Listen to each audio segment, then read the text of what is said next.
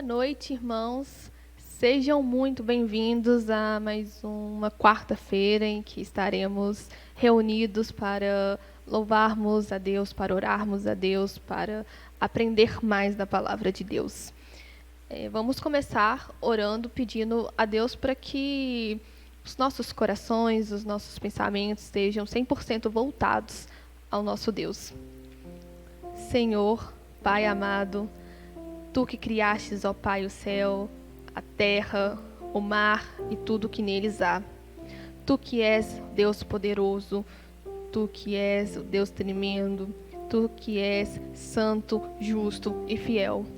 Queremos, ó Pai, dedicar esse culto a Ti. Queremos nos derramar, ó Pai, diante de Ti. Queremos, ó Pai, que o Senhor esteja conosco essa noite. Que possamos ouvir a Tua voz, que o Senhor fale conosco através desse culto, ó Pai. Te peço, te agradeço, em nome de Jesus. Amém. Vamos louvar o Senhor, irmãos, cantando o hino Vinde Adorar 16, do cantor cristão.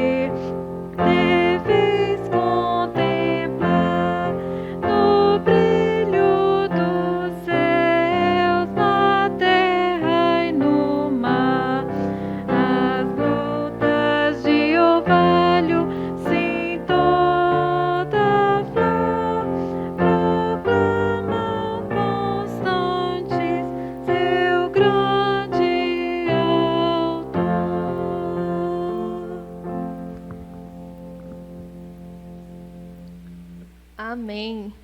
Vamos abrir as nossas Bíblias em Deuteronômio 32, os versículos de 1 a 4. Vai aparecer aí na tela também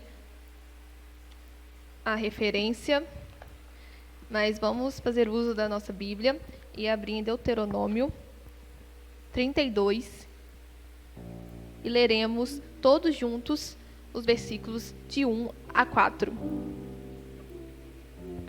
Inclinai os ouvidos, ó céus, e falarei, e ouça a terra as palavras da minha boca. Goteje a minha doutrina como a chuva, destile a minha palavra como orvalho, como chuvisco sobre a relva, e como gotas de água sobre a erva. Porque proclamei o nome do Senhor, engrandecei o nosso Deus. Eis a rocha, suas obras são perfeitas, porque todos os seus caminhos são juízo. Deus é fidelidade, e não há nele injustiça. É justo e reto. Amém?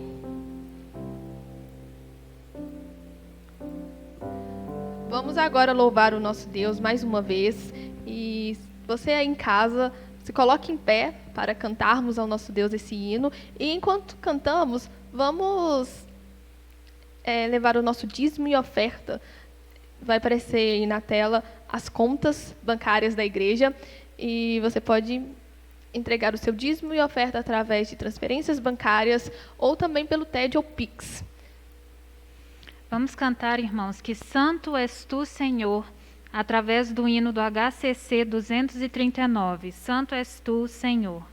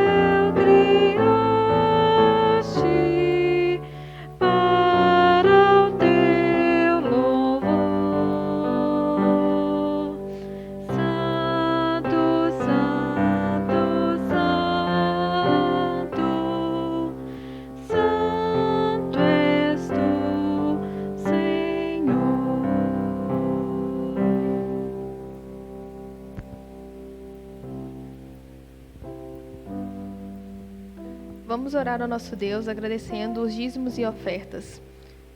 Senhor, Deus, Pai querido, te agradecemos por tudo que o Senhor tem feito por nós, ó Pai, e te agradecemos porque temos a oportunidade, ó Pai, de louvar o Teu nome, de engrandecer a Ti, de Te render louvores, ó Pai. E te agradecemos pelo dízimo e ofertas, ó Pai, que esse dinheiro, tudo que foi transferido, tudo que foi colocado diante de Ti, ó Pai, seja usado para a Tua obra, para o crescimento dela, ó Pai. Rogamos a Ti, te pedimos que continue conduzindo esse culto, esse estudo bíblico que teremos mais adiante, ó Pai, que tudo que fazemos aqui, ó Pai, é para honrar o Teu nome.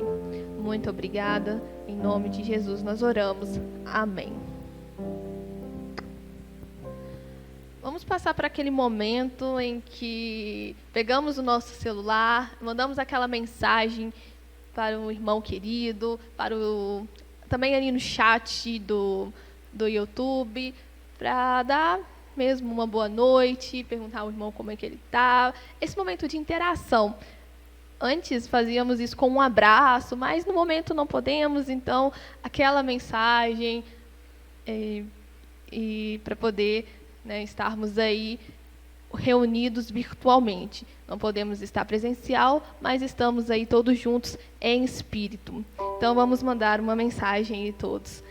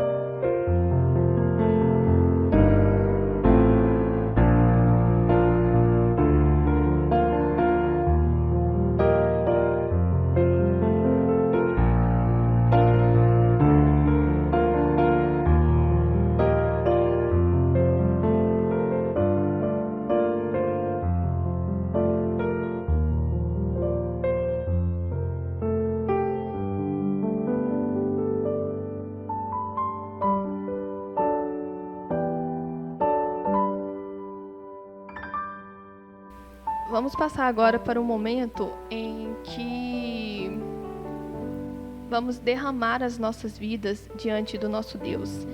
É esse momento de oração em que vamos esquecer de tudo que está ao nosso redor, esquecer dos problemas, esquecer as aflições e colocar diante de Deus todos os nossos anseios, tudo que estamos passando, porque Ele é o Deus poderoso. Vamos orar pelas pessoas que estão enfermas. Nós temos uma lista de pessoas que estão com a saúde prejudicada, mas sabemos que temos um Deus que cura, um Deus que salva, um Deus que está presente. Vamos orar também pela vida espiritual dos nossos irmãos, amigos. Vamos lembrar daquela pessoa que ainda não conhece a Jesus. Vamos orar por elas. Vamos colocar a vida dessa pessoa diante do nosso Deus, para que o Espírito Santo faça a obra na vida dessa pessoa. Vamos orar também pela nossa igreja. pela sucessão pastoral, para que Deus mostre o nome do pastor que Ele já tem para nós. Vamos orar pela construção do novo salão de culto, para que essa obra seja para Deus, para realmente crescer o nome de Jesus. Vamos orar por todos os ministérios da igreja, o Ministério da Juventude, o Ministério Infantil, o Ministério de Homens e Mulheres, para que as atividades não parem, mesmo com esse distanciamento, que possamos seguir em frente, continuar ativos, em nome de Jesus. Vamos orar também pela diretoria da igreja, para que Deus dê sabedoria e entendimento a todos os envolvidos, para que tomemos decisões que são da vontade de Deus. Vamos agora curvar a nossa cabeça e elevar os nossos pensamentos a Deus, entregando a Ele tudo o que somos, o nosso coração, e com fé de que Deus vai fazer grandes coisas em nossas vidas.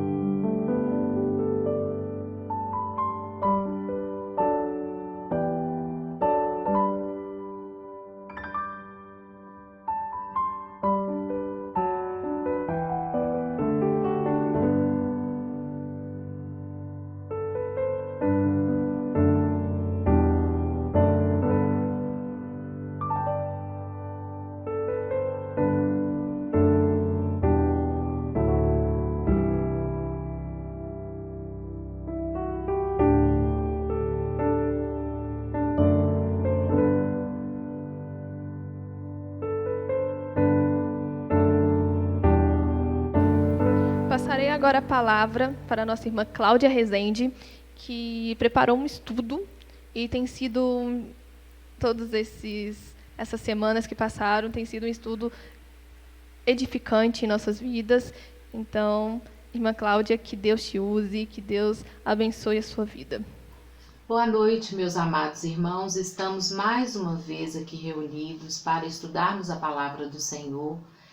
Nós começaremos um novo estudo. Agora falaremos sobre João e sua mensagem. Como os irmãos sabem, estamos baseando os nossos estudos no livro Homens como a Mensagem de John Stott. Antes de começarmos, gostaria de falar com os irmãos que começaremos um estudo que, ao meu ver, ao preparar, achei tremendamente difícil. Eu sou professora de EBD, sou educadora religiosa, mas não sou preparada como um teólogo, como um pastor. Não fiz teologia, não aprendi a língua grega ou hebraico, não estou a par plenamente da língua original em que este evangelho foi escrito. Então eu peço aos irmãos que tenham paciência, que tenham misericórdia. Nós estamos, irmãos, estudando a palavra juntos. Não quer dizer que sabemos tudo para poder ensinar, mas nós estudamos juntos. Gostaria que os irmãos abrissem suas Bíblias no Evangelho de João, no capítulo 20, versículos 30 e 31. Evangelho de João, no capítulo 20, versículos 30 e 31. Na verdade, fez Jesus diante dos discípulos muitos outros sinais que não estão escritos neste livro. Estes, porém, foram registrados para que creiais que Jesus é o Cristo, o Filho de Deus, e para que, crendo, tenhais vida em seu nome. Há 5 documentos, irmãos, separados em nosso Novo Testamento, que se atribuem a João, a saber, o Evangelho, que leva o seu nome, as 3 cartas e o livro de Apocalipse. Como disse aos irmãos, nós vamos apenas trabalhar o Evangelho de João. Todos estes escritos estão no estilo grego e são muito semelhantes. Então, a forma da escrita no grego é muito semelhante.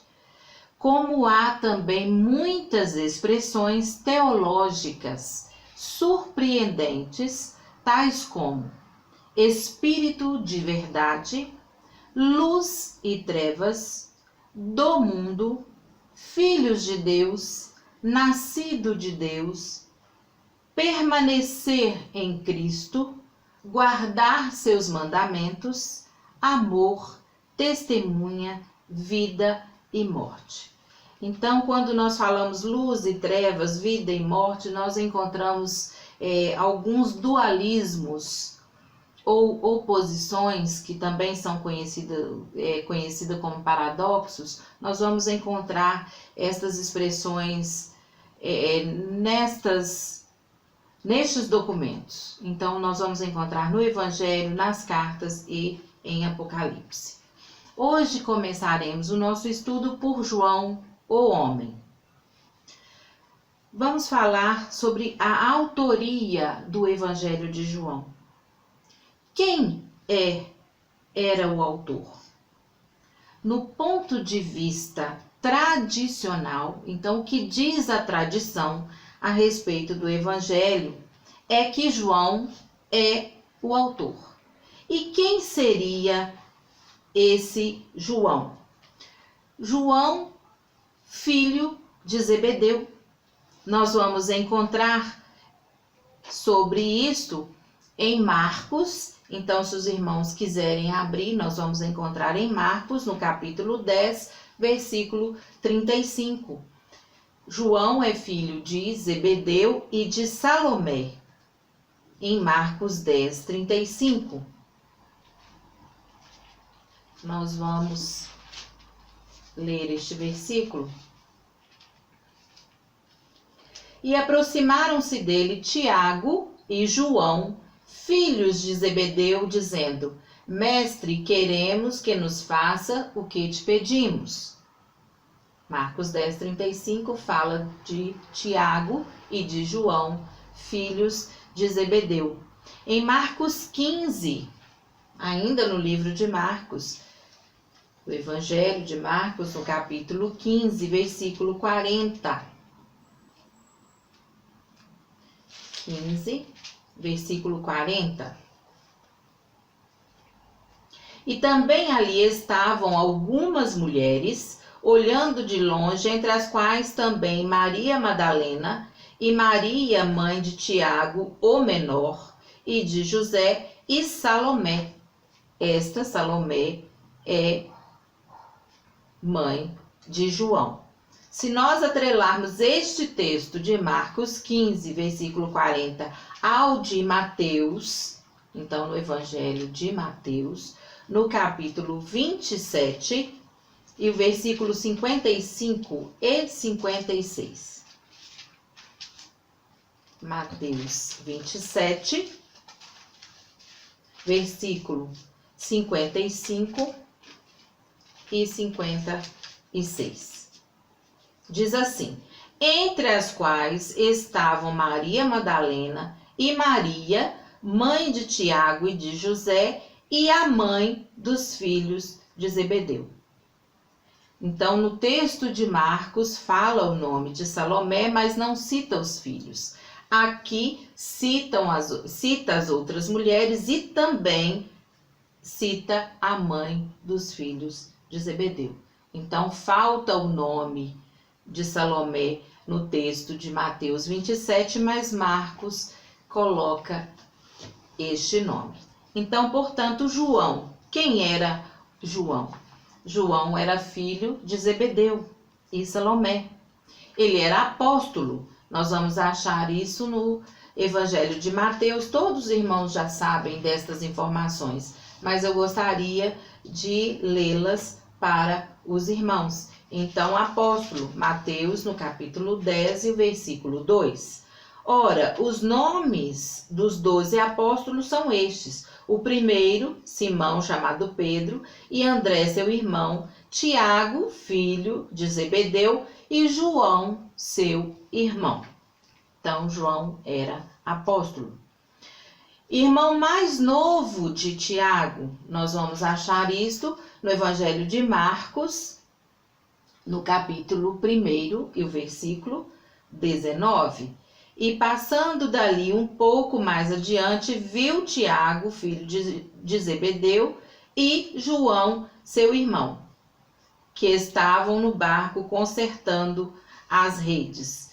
Geralmente, o filho mais velho, ou o nome do mais velho, era falado primeiramente. Então, aqui, quando se fala Tiago, filho de Zebedeu, e João, seu irmão, queira indicar que João fosse mais novo. Ele era galileu. Também em Marcos, no capítulo 1, versículos 16 a 20.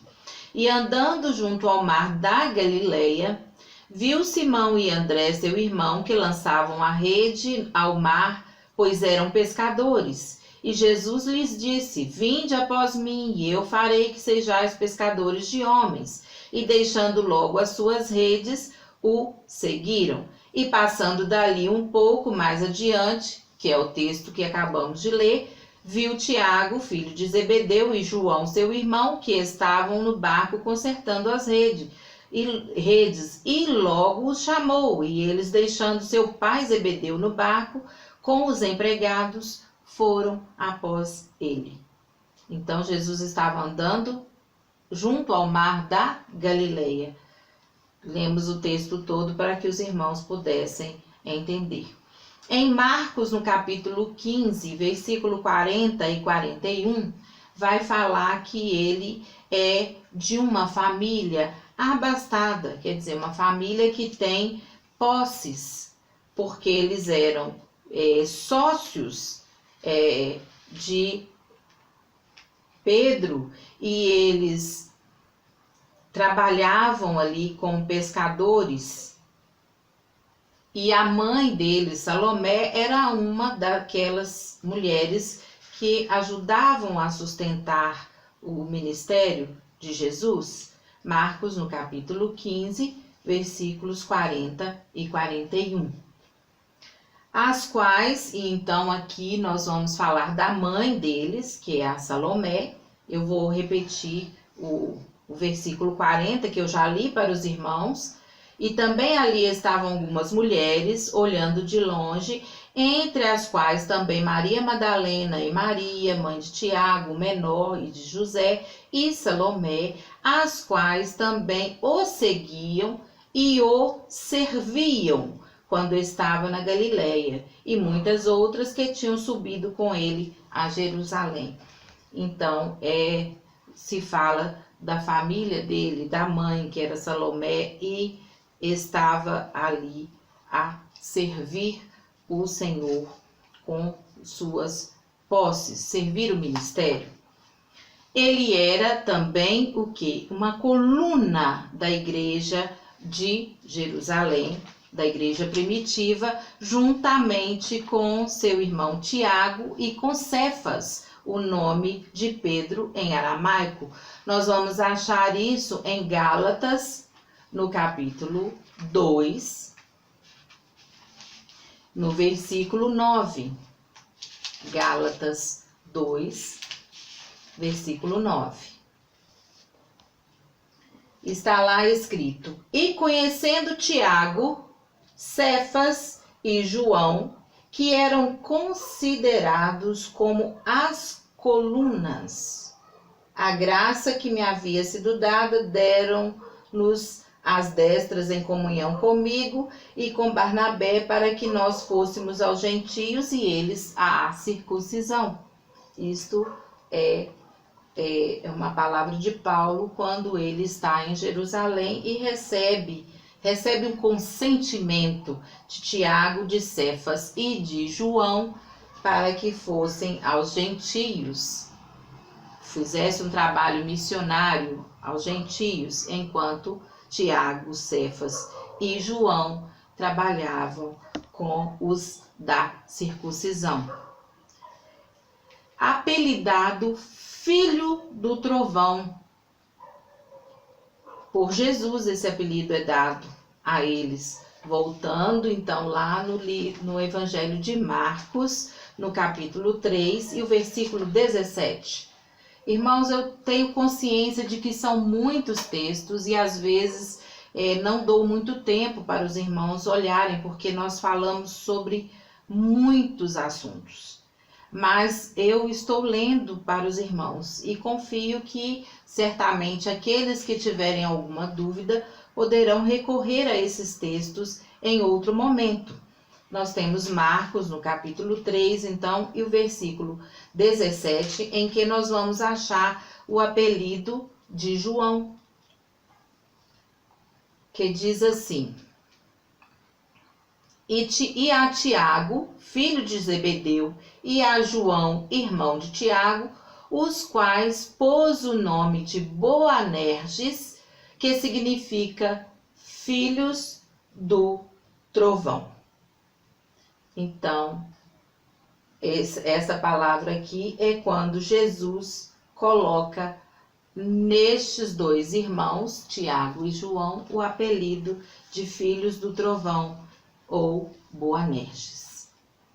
Companheiro de Pedro e no trabalho da igreja primitiva em Jerusalém. Nós já vimos o texto, mas se os irmãos quiserem conferir, poderão olhar em Atos, no capítulo 3, versículo 1, poderão olhar em Atos 4, 19, poderão olhar Atos 8, versículo 14, em todos esses textos, os irmãos vão achar João como companheiro de Pedro no trabalho na igreja primitiva. Eu gostaria de ler apenas um dos textos, então Atos no capítulo 3, no versículo 1, ou então melhor vou ler Atos 4, porque ali nós temos dois versículos, nós temos o versículo Atos 4, versículo 19. Respondendo, porém, Pedro e João lhes disseram: julgais vós se é justo diante de Deus ouvir-vos antes a vós do que a Deus. Na quarta-feira passada nós passamos por este texto.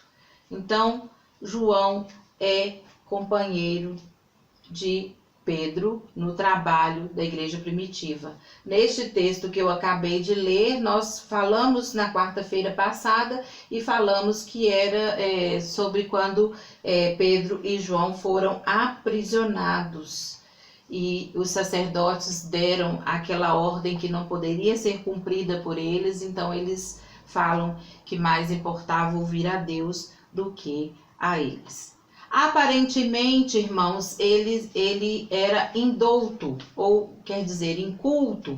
Uma pessoa que não tem muito estudo. Está neste mesmo capítulo de Atos 4, no versículo 13, que antecede a este texto que lemos.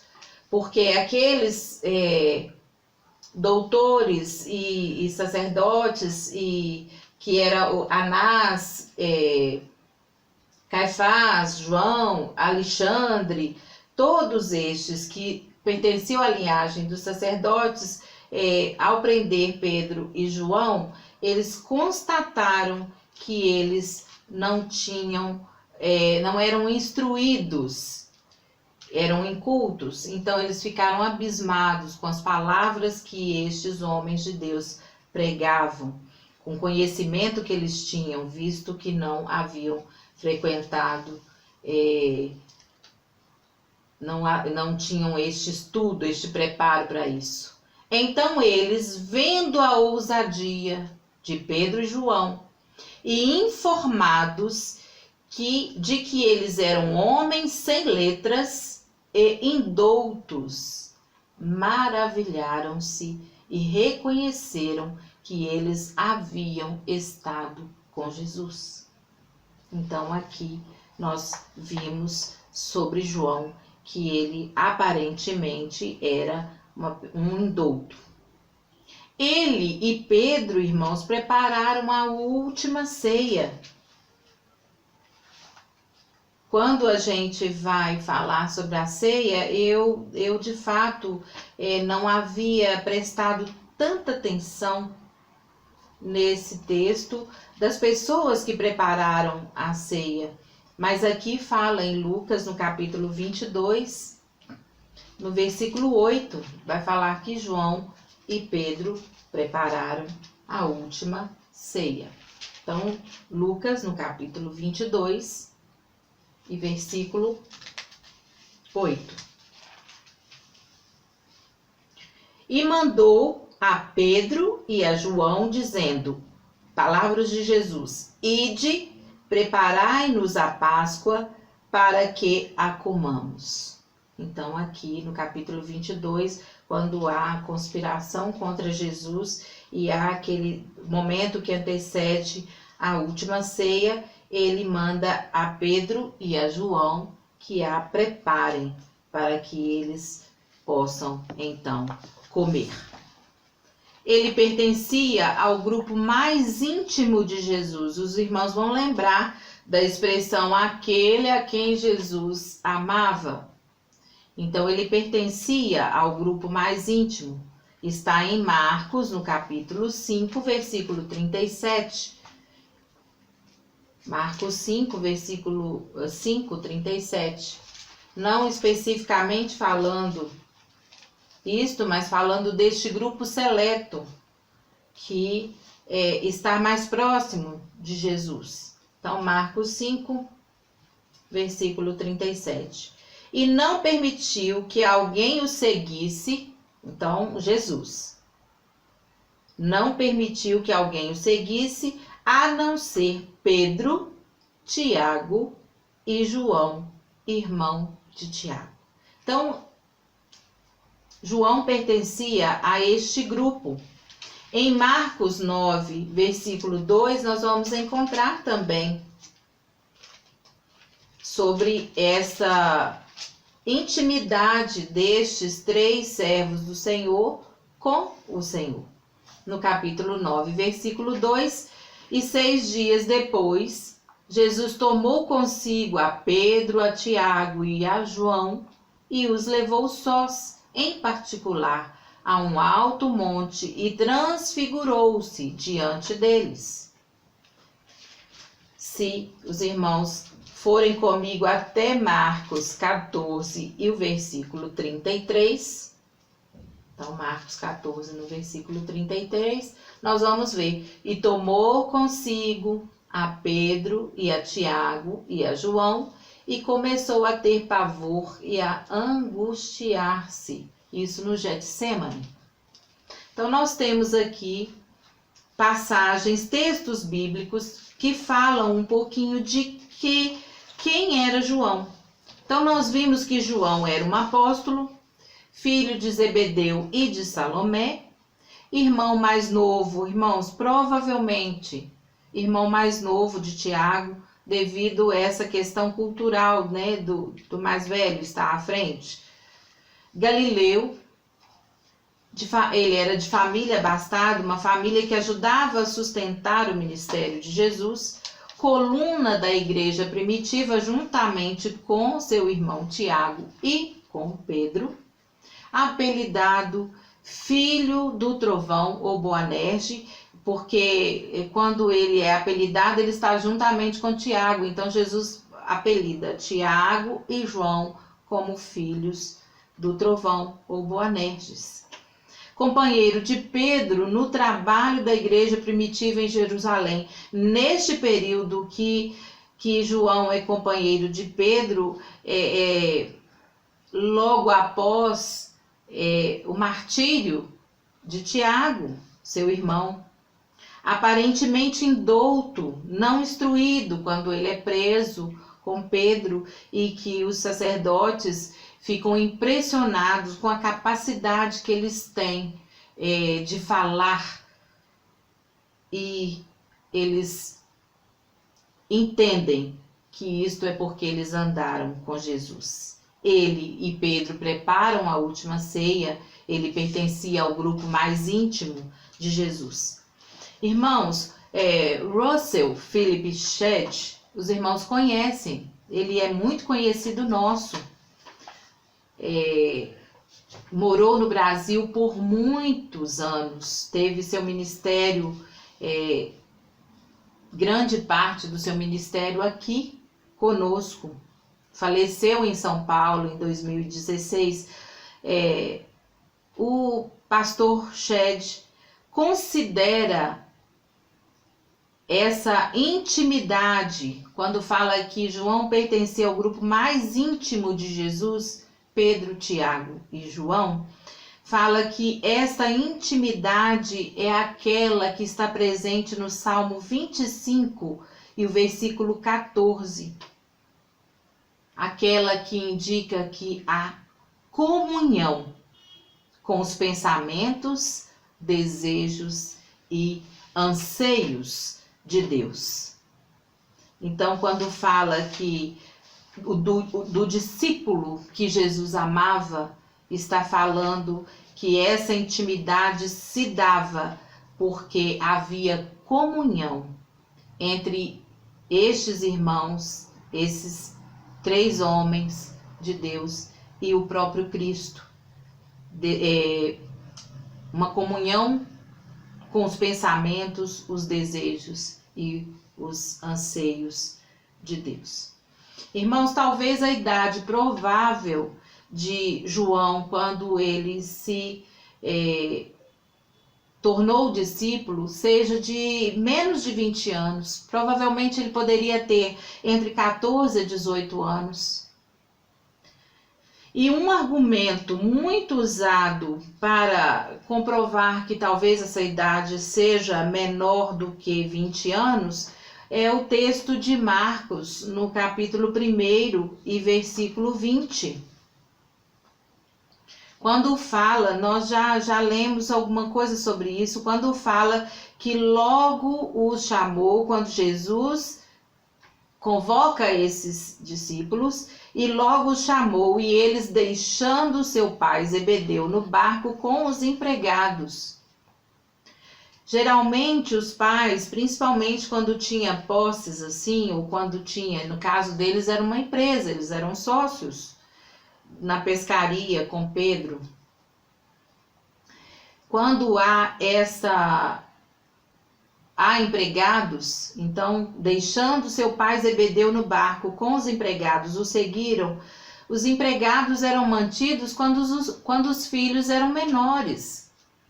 Porque quando esses filhos se tornavam adultos, eles poderiam ajudar mais, não necessitaria, então, de tantos empregados. Então, se era um costume de se manter os empregados, porque os filhos eram menores. Isso, irmãos, é um argumento, uma especulação.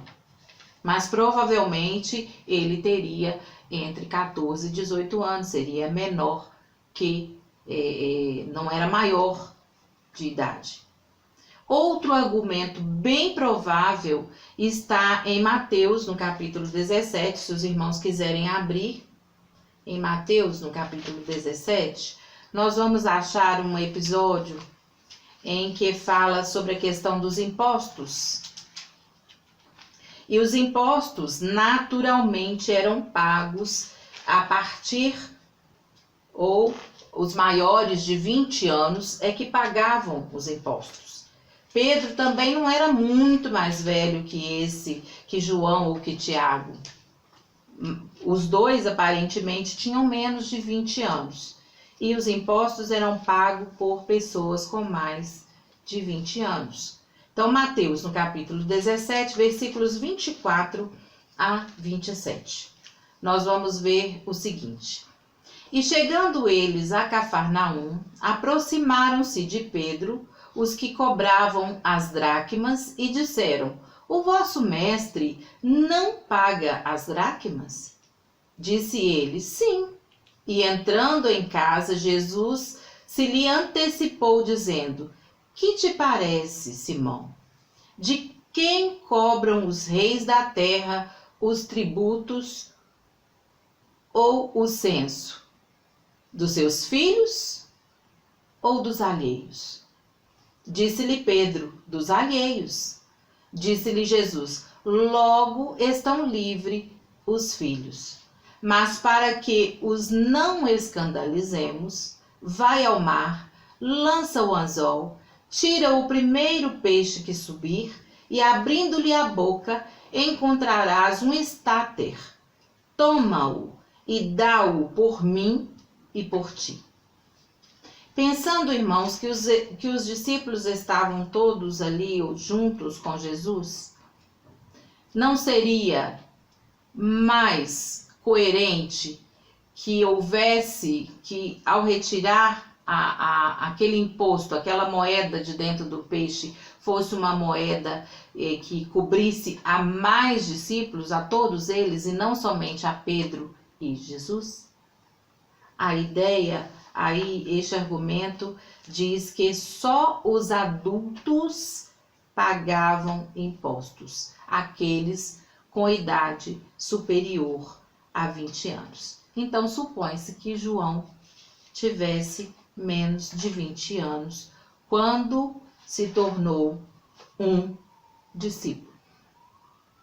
Falando, irmãos, ainda sobre o ponto de vista de João, o homem, é tradição aceitar que João tenha escrito o Evangelho.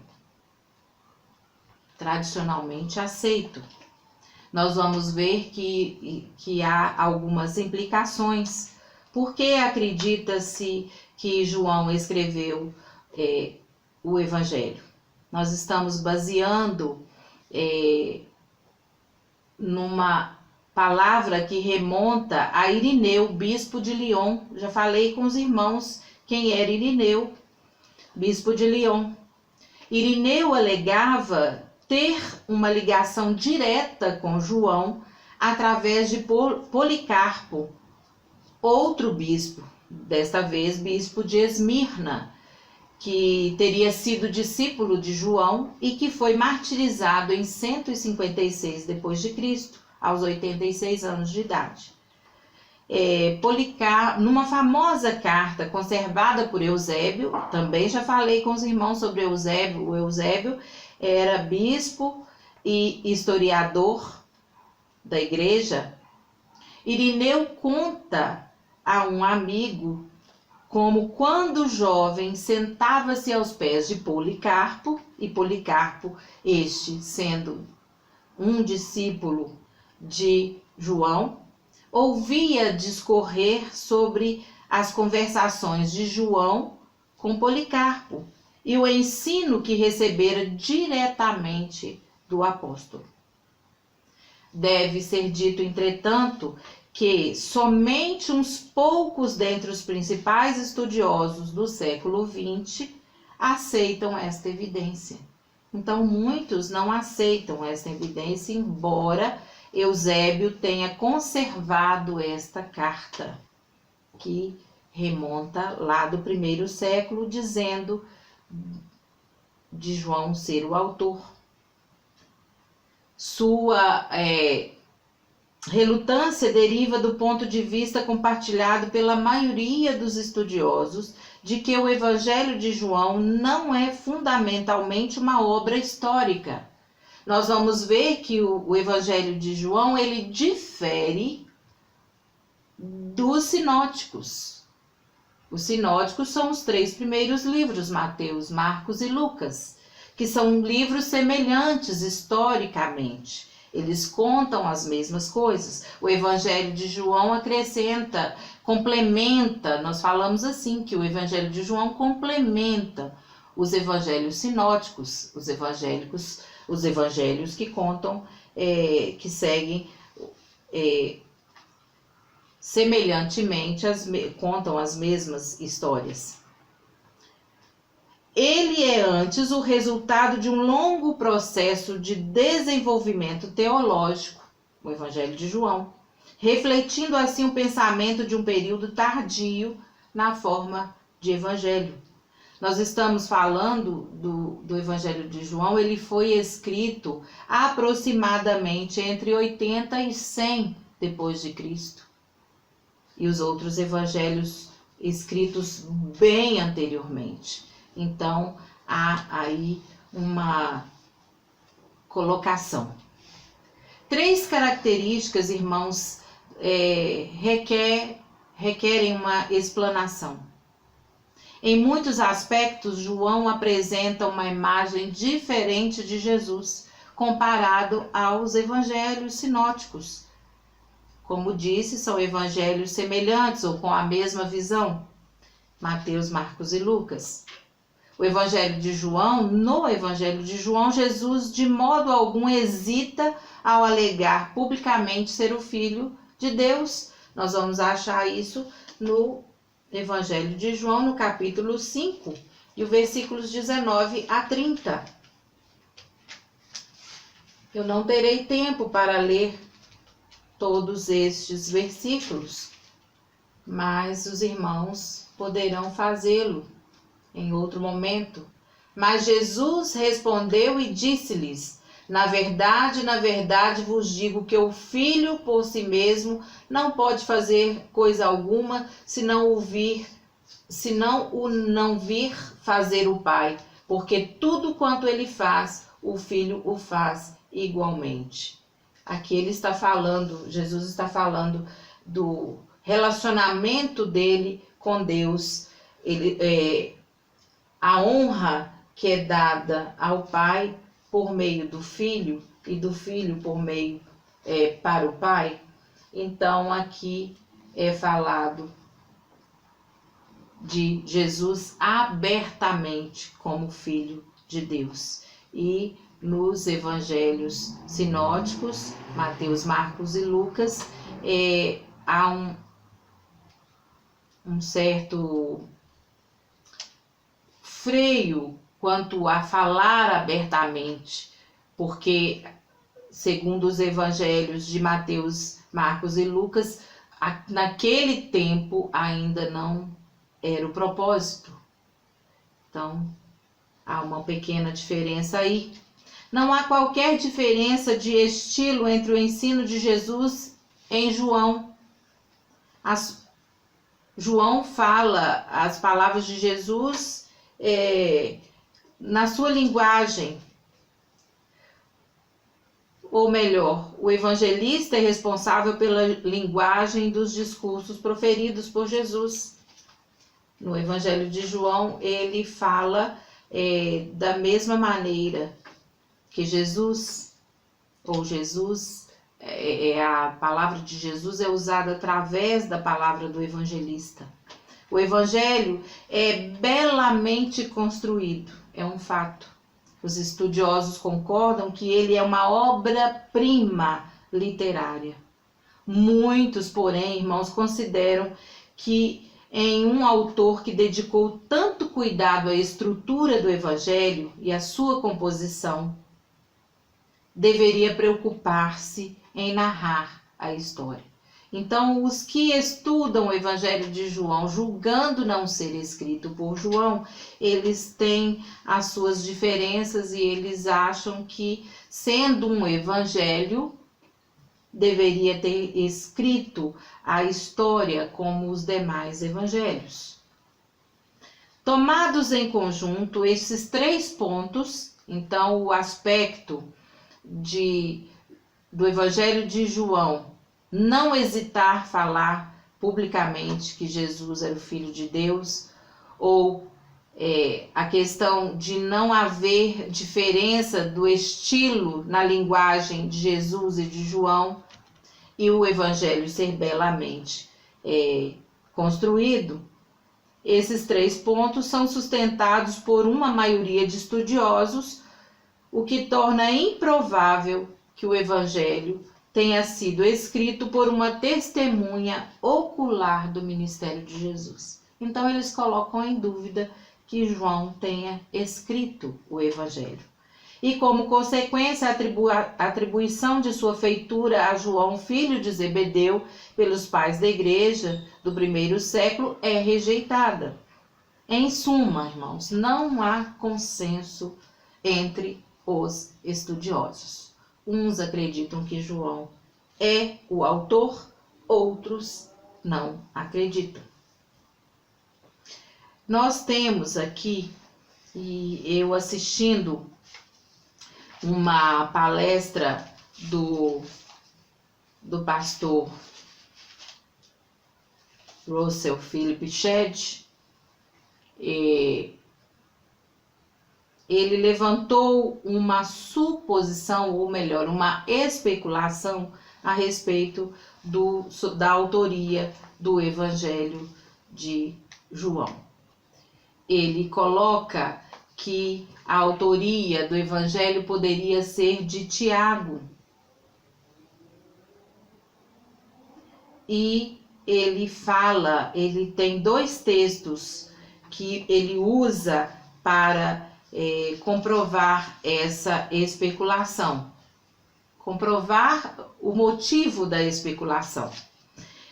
Se os irmãos quiserem, em uma outra hora, assistir essa palestra, ele fala num seminário teológico de missões da JUVEP, em 2011. Nós temos esses vídeos no YouTube. Os irmãos podem assistir e ouvir esta palavra. Ele levanta esta suposição. Nós temos que lembrar quem é o Russell Shedd. Ele nasceu na Bolívia, filho de missionários americanos. Não me lembro bem se são americanos de nascimento, né? Mas o Shedd, teólogo, pastor, missionário batista, escritor, fundador das edições Vida Nova, um homem de Deus, digno, e ele, em uma de suas palestras, levanta uma especulação sobre a autoria do Evangelho de João. Ele diz que poderia ser Tiago, e ele baseia a sua especulação no Evangelho de João, no capítulo 19, o versículo 35. Então, os irmãos, abram, por favor, suas Bíblias no Evangelho de João, no capítulo 19, versículo 35.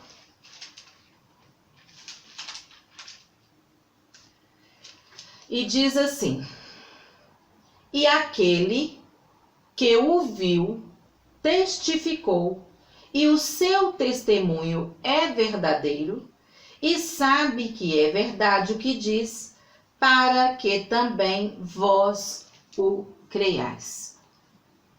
Então, aquele que o viu testificou, e o seu testemunho é verdadeiro. Guardem essa palavra, e o seu testemunho é verdadeiro.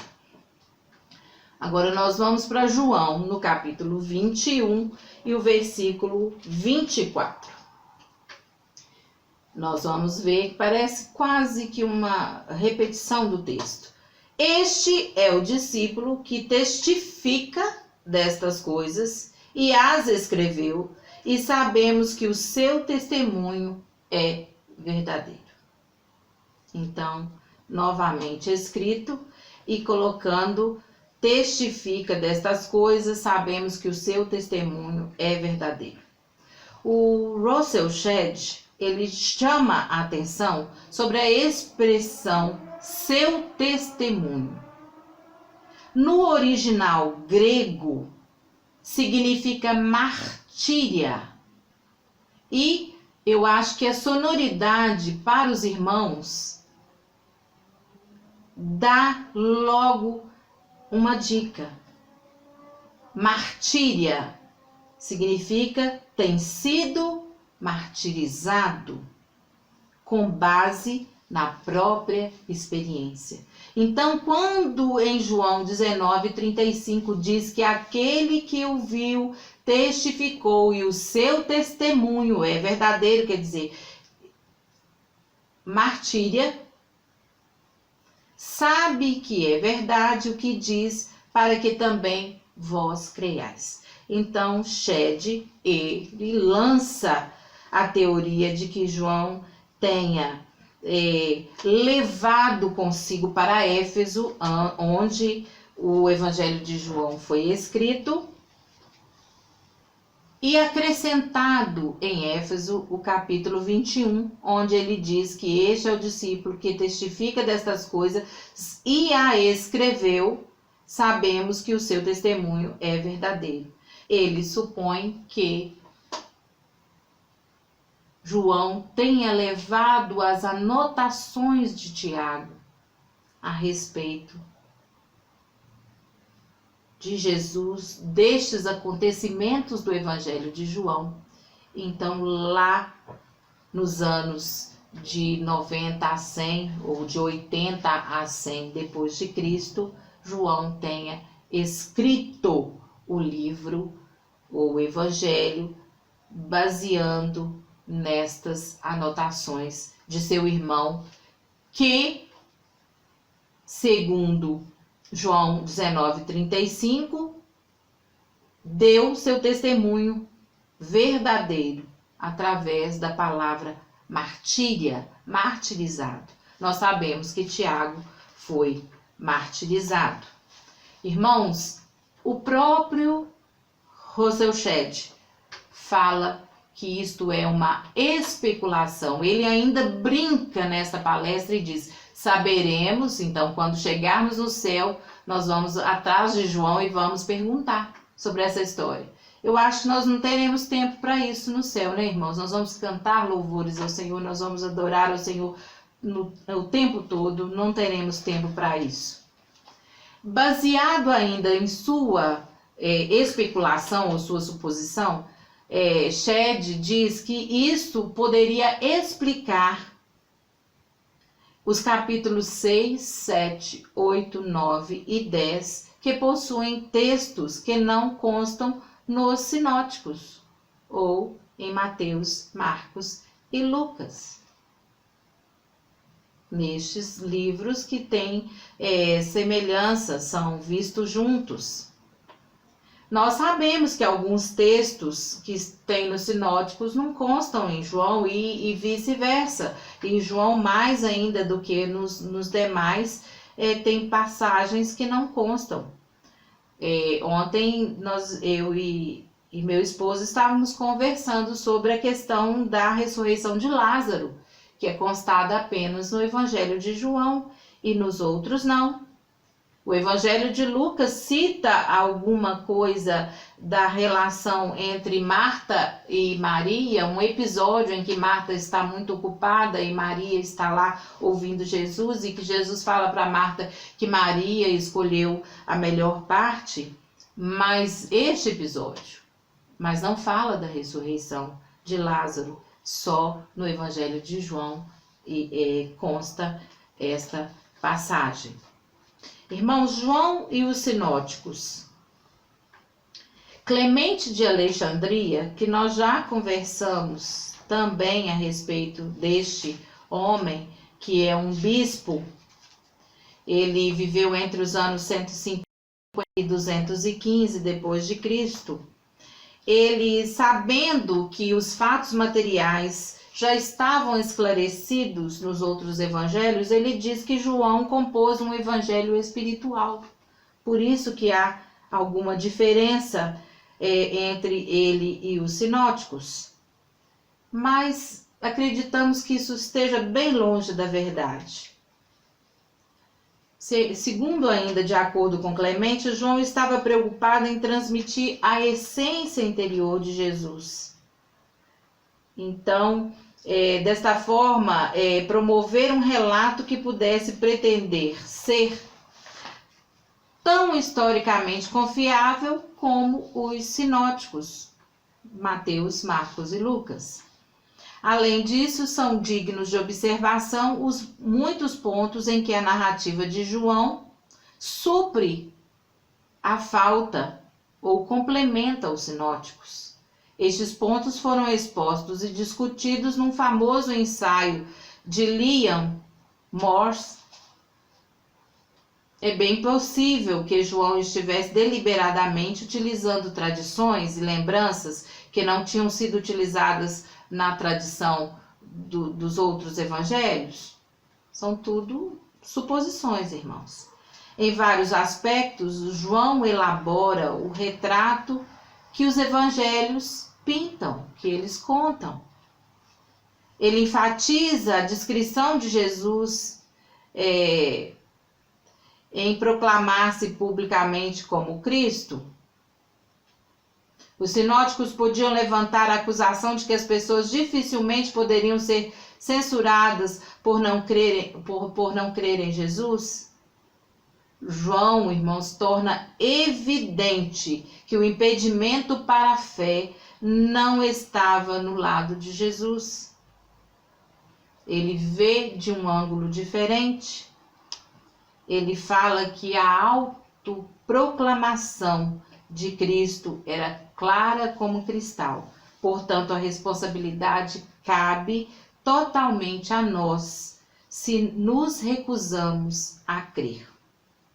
Já falamos que sobre a linguagem de João, é um livro muito preocupado com a linguagem. Não há diferença estilística entre os discursos de Jesus nas partes que são narradas neste evangelho, pelas quais o evangelista é responsável. Entretanto, devemos lembrar que Jesus não ensinou em grego, ele usou o aramaico. Então, quando acusam João de colocar a palavra de Jesus na sua própria linguagem, nós devemos lembrar que Jesus ensinou em aramaico. Portanto, todos os seus registros, os registros de João, resultam de tradução, porque o Evangelho de João foi escrito em grego. E bem conhecido é o fato de que as duas traduções do mesmo original diferem grandemente uma da outra, porque o estilo e o vocabulário da tradução são da escolha do tradutor. Então, quando a pessoa traduz de uma língua para a outra, ela vai perder alguma propriedade, vamos dizer assim. Vem de longa data a consideração ou a constatação de que o grego de João tem muitas características hebraicas e aramaicas, de modo que o autor é claramente bilíngue. Além disso, se é verdade que João queria transmitir a essência interior do ensino e da pessoa de Jesus, não é de surpreender que a linguagem dos discursos reflita o próprio estilo de João.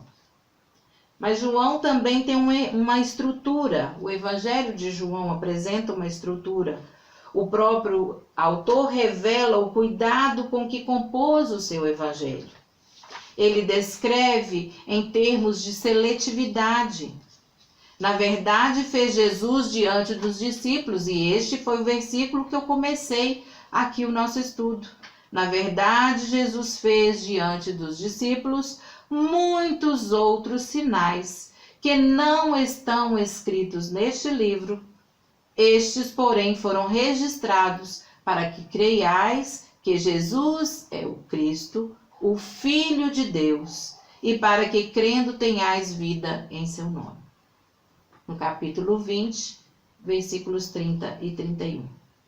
Irmãos, como podemos ver, a estrutura e mensagem do livro focalizam os sinais, os atos miraculosos de Jesus, que indicam além deles as verdades sobre sua pessoa. Estes sinais particulares, todos, exceto um, exclusivo em João, foram escolhidos com um propósito peculiar. Este exclusivo de João é a ressurreição de Lázaro, o de converter seus leitores a crerem em Jesus como o Cristo. Isto quer dizer, irmãos, que os sinais foram escolhidos para inclusão, tendo em mente as necessidades dos leitores. O evangelista estava interessado em mostrar a relevância do ministério de Jesus para as suas necessidades. Porém, por outro lado, isto não significa que o evangelista não tenha nenhuma preocupação histórica. Pelo contrário, ele não tinha nenhum evangelho por meio do qual convencer seus leitores se Jesus realmente não realizasse esses sinais que mostram seu messiado. São pouco substanciais, portanto, as razões frequentemente apresentadas para rejeitar o poderoso testemunho de Irineu quanto à autoria do Evangelho de João. Gostaria, irmãos, de terminar aqui este estudo de hoje com uma palavra de Russell Shedd, em que ele fala sobre o conhecimento.